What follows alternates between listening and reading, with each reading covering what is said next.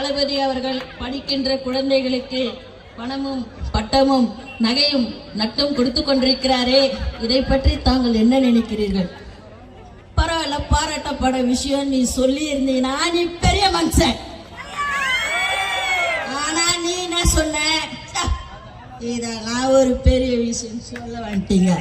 எதுவா பெரிய விஷயம் இல்ல, நீ கட்சியில இருந்தீங்கன்னா ஆட்சியில இருந்தீங்க, மக்கள் வரி பணத்துல நீ செய்த அது பெரிய விஷயம். தன் சுய சம்பாதியத்தில் என் தலைவன் செய்வது உனக்கு சிறிய விஷயமா? சொல்லு, வா கொண்டு கொண்டு போடு மேட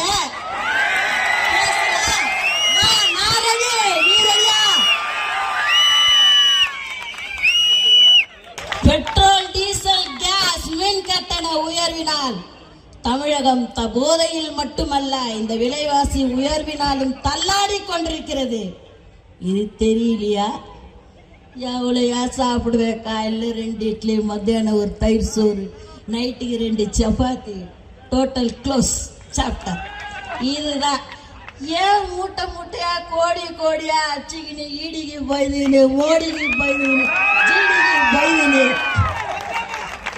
ஓடி ஒழிஞ்சுன்னுக்கிறேன். இப்போவும் காலம் கெட்டு போல இருக்கிறதெல்லாம் அள்ளி தாராளமாக கொடு, பேங்க் அக்கௌண்ட்ல அது போட்டு விடு. 1000 ரூபாய் கொடுக்குறியா? 1000 ரூபாய் கொடுக்குறல, ஒரு அக்கௌண்ட்ல 5 லட்சம் 10 லட்சம் போட. வீட்டு காசாது, நாங்க கிட்ட காசு, எங்க கிட்ட இந்த கொள்ள அச்ச காசு சொன்னா நீ ஒண்ணு தர போறது கிடையாது.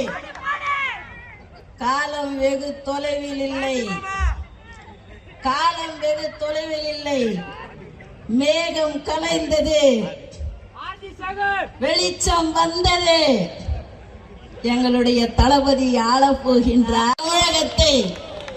இந்த நீட்டு நீட்டு நீட்டு நின்னு போறானுங்களே, அத கொஞ்சமாவது மடங்கினானுங்களா? யாரு வந்தாலும் நீட்டு, யாரு வந்தாலும் நீட்டு, எங்க போனாலும் நீட்டு. என்னையா எனக்கு மேல இருக்கிறவங்களுக்கு கொடுக்கணும் பிரிச்சு போட்டு. யார் கொடுக்குறா? உனக்கு தான் சம்பளம் கொடுக்குறாங்க. தளபதி முதல்வர் ஆகும் பொழுது கண்டிப்பாக அந்த நீட் ஒழிக்கப்படும். நாங்கள் எதை எதிர்பார்த்து கொண்டிருக்கின்றோம். காலம் கருதி என்னுடைய உரையை முடித்துக் கொள்ள ஆசைப்படுகிறேன்.